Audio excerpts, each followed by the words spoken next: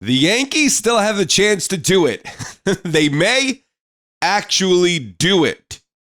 You guys let me know what you think about this down in the comments. Now, we know that the Yankees, they've clinched the playoff berth. They could lose the rest of the way. It doesn't matter. They're in the playoffs no matter what.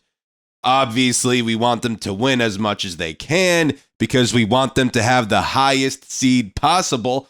But also, too, we kind of want them to win the division. Maybe I'm a little bit in denial here. I think they could do it. I really do. I think they could do it. The schedule is very easy for them to do it. Now, they played the White Sox last night. And at the recording of this video, we've only seen game 1. Game 2 is going to be played tonight. And game 1, the bats were really silent basically until the end there. And when the Yankees take a night off up there at the plate, the next game or two, they wake up. And I think they're going to wake up tonight. They're going to wake up tomorrow. I'm calling for a sweep.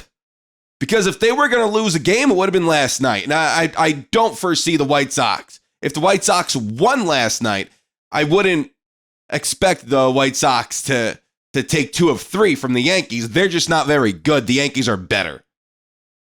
So I'm calling for a sweep. Then if Toronto gets swept by the Red Sox, which I can't believe I'm rooting for the Red Sox, but here we are. I guess you are too. The Yankees are in first place. Pretty wild. Pretty crazy to even say that. But if Toronto loses and the Yankees win, I know they're 1 game behind Toronto in the loss column, but they're essentially tied. And then if Toronto loses and the Yankees win, Yankees are a game up. They're a game up in first place. Because the Yankees and Toronto holds the tiebreaker over the Yankees. So that's the reason why the Yankees are a game behind in the loss column, if that makes sense. So if a tie does happen, then it goes to Toronto. But if the Yankees sweep the White Sox and the Blue Jays get swept by the Red Sox, that doesn't matter anymore. The Yankees will take sole possession of first place with 3 games to go versus the Orioles. And it's very, very, very doable. And I think it could happen. But Toronto has to get swept too. And they're not playing great. They're just not playing good baseball. And Boston, they're going to try to seize this opportunity to build momentum for themselves going into the playoffs. That's important too. It's very important for them, obviously. I just love how the Yankees showed up big late in the game versus the White Sox. Caballero, a bench player who wasn't even in the starting lineup, comes in there and has a big impactful at bat, and he does his thing. That was awesome. They buckled down, they won. And this postseason, I know right now, the Yankees starting rotation is set up to where you have Max Fried going game 1 in the wild card round and Rodon going game 2. That's how it's set up. But that could all change because we may not even see the wild card round, and then they'll go 1-2 in the DS, of course. But listen, is it likely for the Yankees to do this? Is it likely for the Yankees to win the division? It's not likely. It's unlikely because there's only 5 more games left, and it is what it is. But they're in the best spot possible to do so. They're in the best spot possible to do so. And I know the Orioles, not that bad of a team. The Rays, same thing. But we just handled Baltimore in Baltimore. Now we get Baltimore at home after this White Sox series. I could see the Yankees going 4-1 the rest of the way. And I could see the Blue Jays getting swept by Boston and then losing 2 of 3 from Tampa. The Yankees win the division at that point. If that were to happen, I believe the Yankees would just win the division. So praying and hoping that's what ends up happening. But it looks good. And if you didn't think the Yankees could put themselves in this spot, I didn't really think so either. But just Toronto kept losing and the Yankees kept winning. Look at that American League Central race. The Tigers had such a big lead, and now the Tigers, they're out of first place. The Guardians are in first.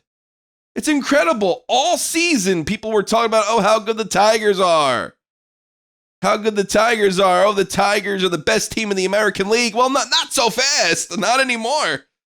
And they haven't been for a bit now, considering they hit a massive skid. And look at Houston. Houston's a game back now. If the season were to end today, you got Toronto, Seattle, Cleveland, the Yankees, the Red Sox, and the Tigers. They'll make the playoffs. Houston's out of it at this point. Right now. They're a game behind the Tigers. So imagine you're the Tigers. You dominated basically the entire season up until late August or up until September, basically. And you may miss the playoffs. Incredible. I didn't see that coming, but here we are. So the Tigers were one of the few teams that did make me a little nervous. Them in Seattle. But I think if the Yankees don't make the World Series, I think Seattle could. I honestly, if I had to pick a team outside of the Yankees to make it to the championship, to make it to the World Series out of the American League, I'm taking Seattle. Now, that being said, there's a fella named Cal Raleigh over there, and everybody's calling for him to win the MVP. I've said it time and time again. I just don't think he wins it over Judge. Now, at this point in time, because we have to cover this race, at this point in time, Cal Raleigh, 58 dingers, 245 batting average, 945 OPS, 168 OPS plus. He set the record for home runs in a season by a switch hitter with 58. So every home run he hits from here on out just makes that record larger, sets that record further. And he's 4 away from tying Aaron Judge for the American League home run record at 62. Will he get it? I mean, he has a couple more games to go. Not sure if he will. Cal Raleigh is not the MVP. I feel like a lot of people forget what the MVP award really does stand for. And it's not most valuable player for a specific team. That's not what it stands for. It's the most valuable player in the American League. That's what that is. It's the most valuable player in the whole entire league. You can't tell me that Cal Raleigh is more valuable than Aaron Judge. He's not. You take Aaron Judge off the Yankees are not, they're not a playoff team. You might think that's a little extreme. They're not a playoff team. Aaron Judge adds so many wins just by being in that friggin' lineup. So you take Cal Raleigh out of that lineup. I mean, are the Mariners as good? No, but the Mariners have great pitching. Right? Mariners have really great pitching.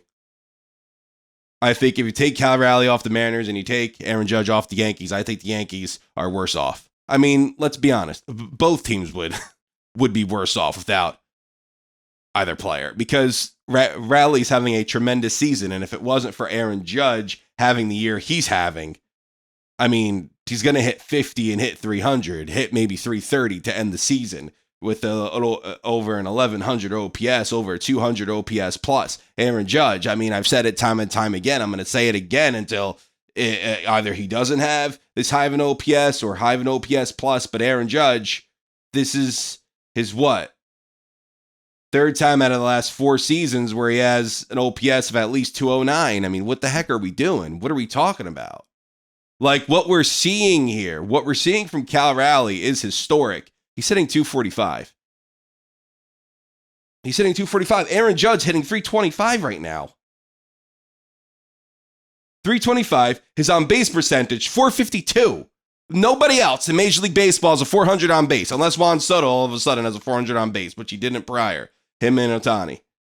They were both behind Judge. I don't think Soto all of a sudden has a 400 on base one because he hasn't had one all season.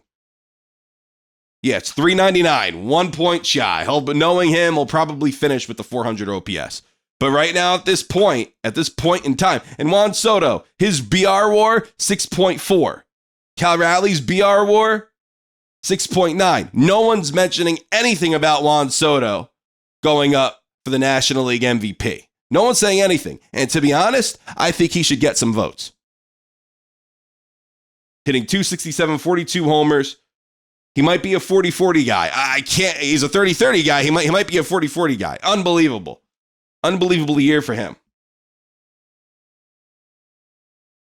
But going back to the Cal Raleigh and Aaron Judge thing, I mean, come on.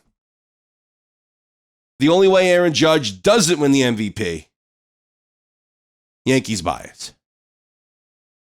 That's how. That's how he doesn't win. And that would suck.